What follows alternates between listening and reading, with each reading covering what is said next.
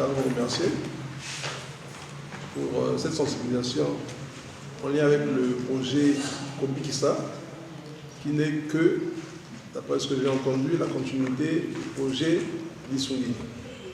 Et comme on l'a dit, puisqu'il y a eu quelques déboires pendant le Lissungi, il est de bon endroit que nous puissions maintenant essayer à corriger ces défauts et puis chercher à avancer.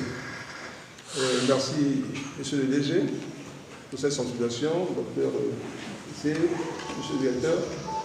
Moi, c'est un plaisir pour nous et on va continuer à travailler ensemble pour que la Nicolas ne soit pas oubliée, parce que j'ai eu encore l'impression, pendant cette rencontre, avoir entendu que des 12 départements du pays, la Nicolas a été mise encore une fois de plus en marche. On a pris 11 départements et la Nicolas une fois de plus. Hein?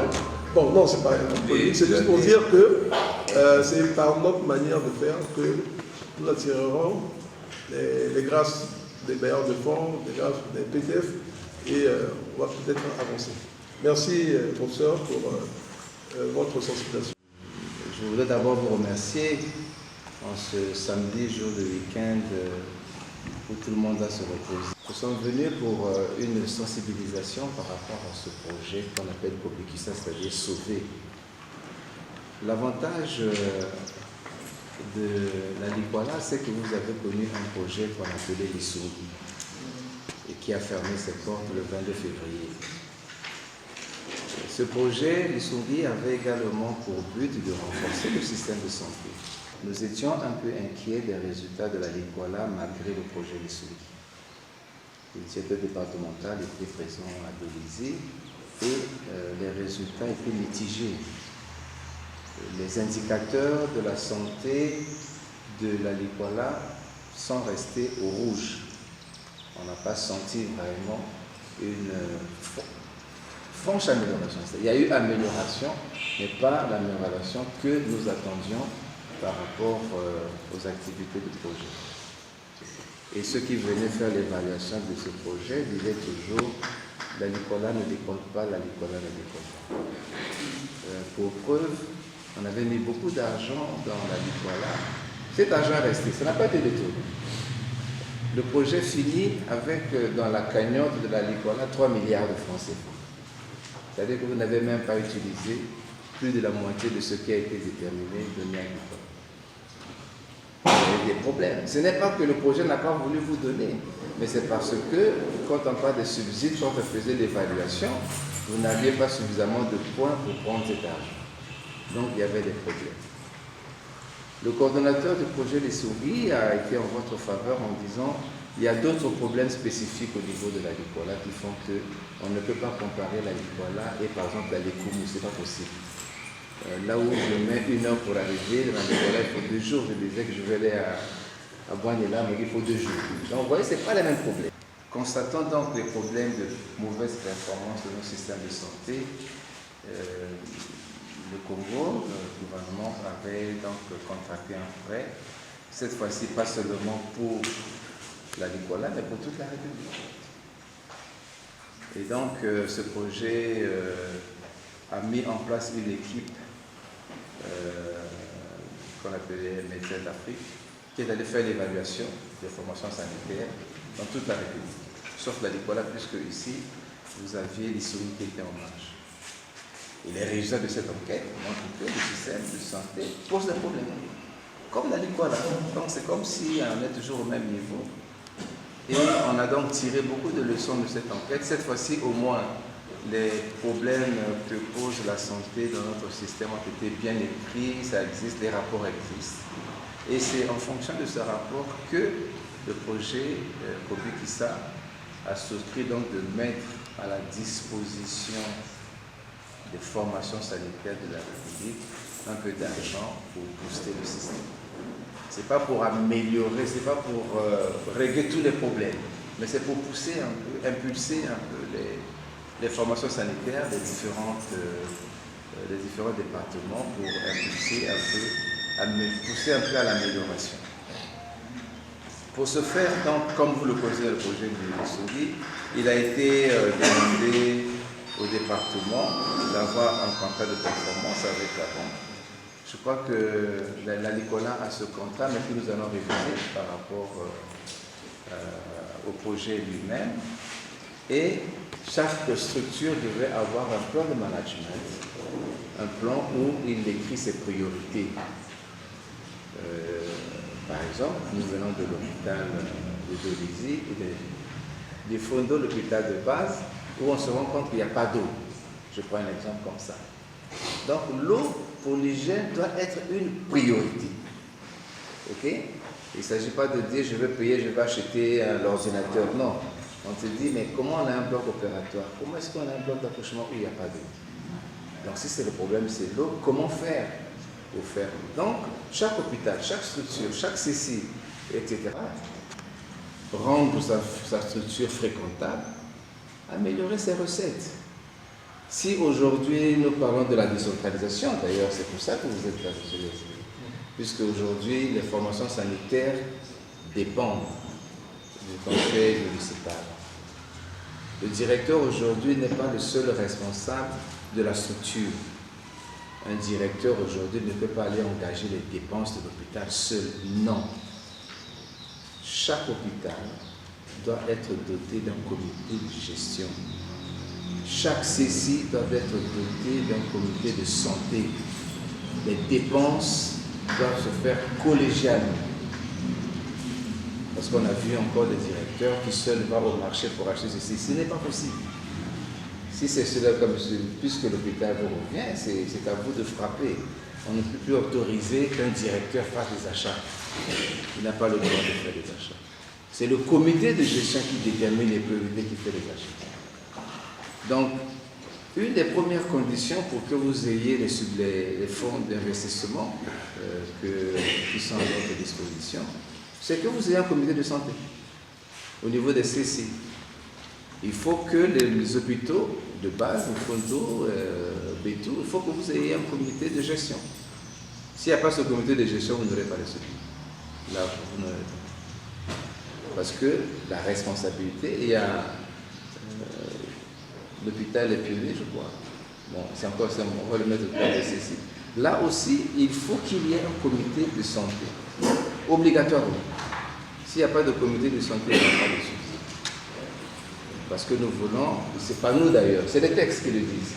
Aujourd'hui, les formations sanitaires, comme les écoles, appartiennent à la communauté. Ça n'appartient plus comme par le passé, moi je, ça n'existe plus, ça appartient à la communauté. Et donc la communauté doit animer, doit participer à la gestion de la formation sanitaire. Ceci est très très important et c'est l'objet de cette réunion pour que l'argent qu'on va donner, que les gens, les dirigeants, le chef de centre, le directeur de l'hôpital n'en fassent pas une affaire personnelle. Pas du tout. Je ne vous cache pas. Au niveau de Brazzaville, les hôpitaux, certains hôpitaux de référence ont eu 150 millions. Donc si vous donnez 150 millions à un directeur, bon, il va acheter sa voiture. Donc ce n'est pas fait pour ça, c'est pour renforcer le système de santé. Les autres formations de base recevront près de 23 millions. Et les CCI, pour l'instant, c'est 5 millions. Cet argent, les autres formations, les 11 départements en dehors de la Likwala, ont déjà cet argent dans leur compte. On a donné 60%. Si de la Likwala, la Banque mondiale accepte que vous soyez dedans, on donnera 60%, donc 90 millions pour les uns, 11 millions pour les autres. Et les 40% seront reversés dans la mesure où le premier versement est justifié. Mais justifié sur la base de votre plan de management. Ce n'est pas que j'ai acheté l'ordinateur, ça coûtait ceci, c'est pas ça. C'est vraiment justifié sur votre plan de management qui a été validé par vous et par le CDVV. Donc, ce n'est pas de l'argent qu'on va utiliser comme ça, comme on veut, non. Et nous ne voulons pas qu'il y ait des disputes entre les directeurs et les COSA et le comité de gestion.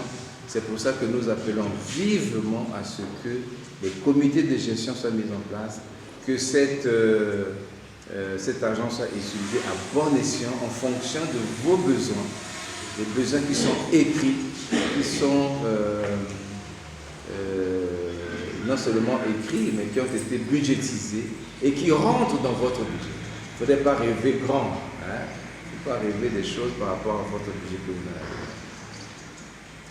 avez. Et donc, ce fonds, le ministre a fait une circulaire, je crois que vous l'avez reçu. Si vous ne l'avez pas, le directeur départemental doit l'avoir. Il faudrait qu'il le distribue à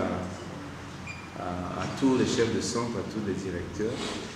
Et il faut s'en tenir à cette circulaire pour pouvoir gérer ces fonds. Mais l'hôpital va rester. Les grands-pères, nos enfants, nos petits-fils natifs ici, vivant, résidant et font devoir utiliser l'hôpital. Donc si on pense les choses comme ça, on peut se développer. On ne développe pas les communautés. Les communautés se développent. On ne peut pas développer. Il ne faut pas rêver qu'un jour on aura, je ne sais pas, un homme politique qui va venir d'un coup de bâton magique nous développer. C'est faux. C'est faux. Nous fréquentons l'hôpital, nous l'améliorons, nous sommes bien soignés, parce que pour aller travailler, il faut être en bonne santé. Nous travaillons, nous produisons plus, nous pouvons faire face à nos problèmes de santé, que ce soit dans la prévention. On ne peut pas attendre que les étrangers viennent ici, le HCR, ou je ne sais pas, CRS, pour aller sensibiliser les communautés sur les problèmes de santé. Non, c'est faux. La santé, c'est comme quand on se réveille. On achète sa chaussure, on achète son pain. On veille sur sa santé comme ça, sa santé individuelle et la santé de la communauté. Tant que nous ne ferons pas ça, on n'aura que des problèmes. L'hôpital seul ne peut pas tout faire. La santé, c'est avant qu'on tombe malade. La santé, c'est pendant qu'on est malade. Il faut qu'on se soigne. C'est pour ça qu'il faut aider à faire fonctionner l'hôpital. Nous avons tiré les leçons du Sungi. Nous allons, comme dit le DG, convaincre la Banque mondiale pour que la Likwala puisse avoir les moyens pour faire ce qui n'a pas été fait. Et on peut déjà vous dire que ça ne serait pas facile. Parce que quand tu as eu à 10 heures, tu n'as rien fait, qu'est-ce qu'il prouve que si on donne à 14 heures, vous allez faire? C'est ça. Parce qu'on va toujours nous dire, mais ce que le Sungi leur a donné, pourquoi ils n'ont rien fait? Pourquoi pensez-vous que si vous me donnez, ils vont faire? Donc la question se posera. Si bien qu'il nous revient à nous, au projet, et à vous, communauté de la Likwala, ensemble avec les personnes de santé, de se réunir et de commencer à se préparer. Il y a beaucoup de choses qui peuvent se faire sans argent. Se regrouper en comité de santé, on n'a pas besoin d'argent pour ça. Nommer les membres du comité de gestion de l'hôpital, on n'a pas besoin d'argent pour ça. Et donc, les éléments beaucoup plus pratiques vont venir, mais déjà je peux vous rassurer qu'il n'y aura pas trop de nouveautés, les mêmes grilles d'évaluation. Ce matin, nous avons visité l'hôpital, nous avons fait une petite évaluation.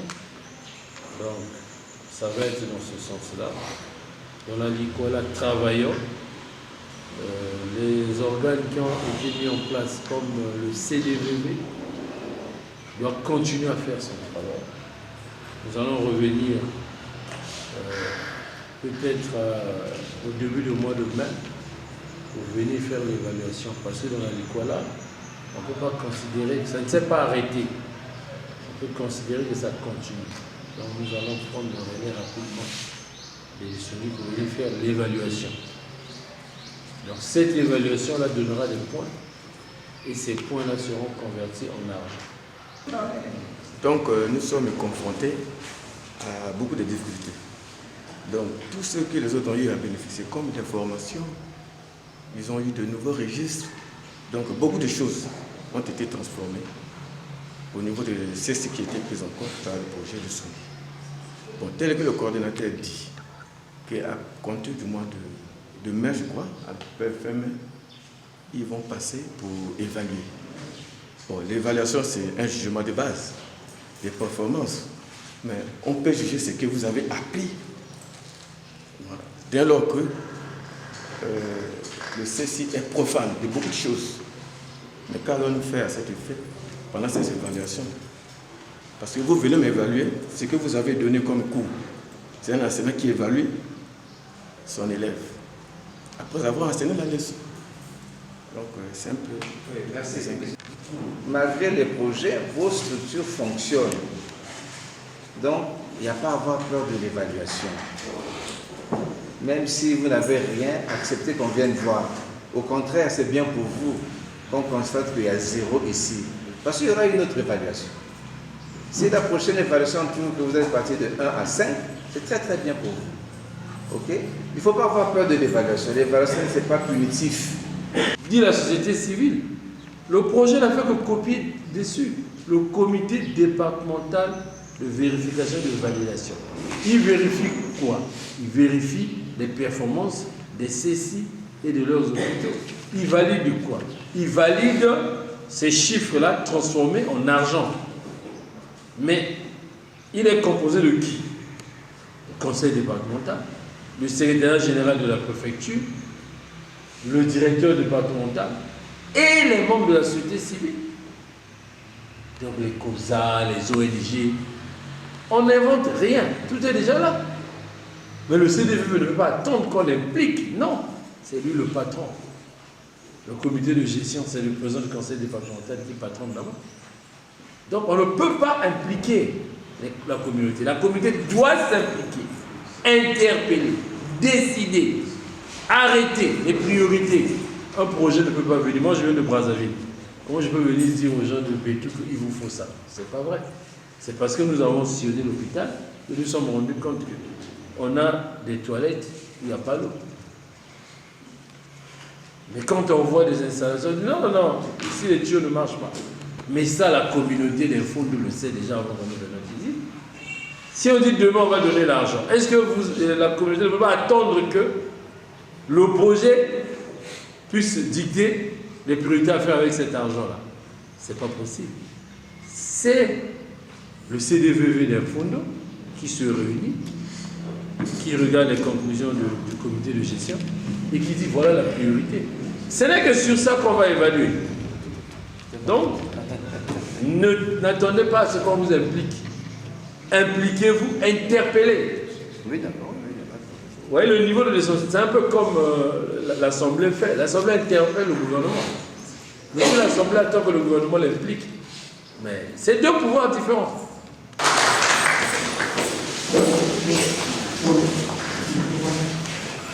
Voyez-vous, on avait pris 11 départements sur 12.